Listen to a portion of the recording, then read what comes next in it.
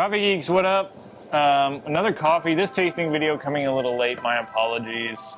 We're trying to build a cafe, a bathroom, bunch of stuff, bakery expansion. Yes. Busy. Yes. Busy here at Stone Creek. But now we're going to talk to you about the Gesha that's out right now. It's been out for a week. If you've been sleeping on it, stop sleeping on it.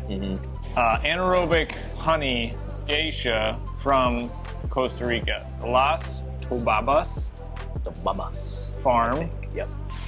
And that is south of Chiripo. This farm is named after the snakes that actually live in the area. These snakes do live in and among the coffee plants, and they are a venomous viper. But they're little babies, little baby vipers. They're really cute. You should look them up. Gesha is a really it's a rare variety for a couple of reasons. One is it's really hard to get it to grow. Like, it's super finicky. Yeah, in that, like, you plant it in a lot of harsher climates in terms of coffee growing, and it's not gonna live. Another thing that makes it really rare is that it doesn't produce very much, so it's very low yield. Hella inefficient for a coffee producer to grow a lot of Gesha. They're taking a big risk. And then the expectations, so third thing, I guess, the expectations for Gesha are really high, in that some of the highest scoring coffees in the specialty industry are Geshas, particularly coming out of Panama. So, so that if you're buying a Gesha coffee, you expect it to be good. It's really expensive for us to buy a Gesha, and then therefore it's really expensive for us to sell it to you. So heck, if you're gonna buy a Gesha coffee, $32 for 12 ounces in this case, expect it to be it's gotta be pretty slamming. Yeah. This is our first Gesha of the year. We try not to buy Geshas that don't crush. What about this one? Let's give her a go. I mean, right off the bat, just the smell has like heavy fruit notes, which is really nice. Like sweet fruit notes, not tart. Right, and it's not vinegary, it's not balsamic. Which, when you're doing exotic processing, like an anaerobic honey, there's the danger that fermentation can go a little far. Some people really dig that, this more vinegary kind of fermentation.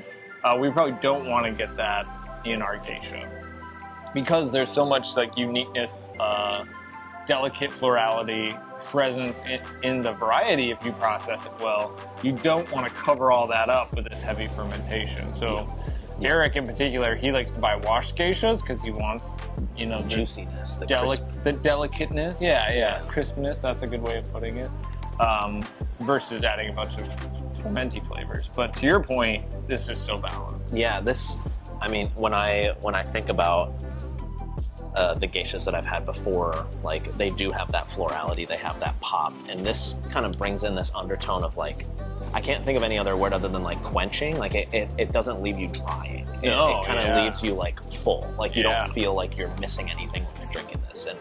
And you delicious. drink it so easy. Like, I've already had my coffee for today. I've been controlling the caffeine, or trying to, and I think I'm gonna finish this. I agree. It's like nectarine, papaya.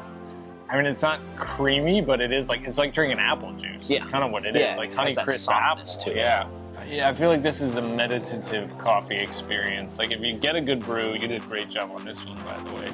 You just want to kind of sit in there. I went to this Van Gogh experience, and you go in this big room, and they're like showing the art everywhere. It's like on the floor, on the ceiling. It's all projected, and then there's music. This, to me, is that in the coffee.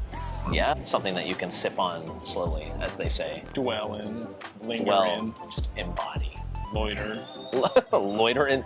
This is your loitering coffee. Loitering. The most expensive loitering there has ever been. Well, I'm a big fan of honey processed coffees, but I think this one might outdo organic honey. I had a conversation with Jess, our master roaster, last week. We were brewing up some of this right after she had roasted it up, and she's like, you know, we're spoiled. I was like, yeah, you know, we are. We've had some amazing coffees, and this one just falls right in line, and thrilled to be able to share it with you all. Again, you can pick it up in cafes and at stonecreekcoffee.com now for like 2 more weeks, so get after it. Yeah, don't miss this one.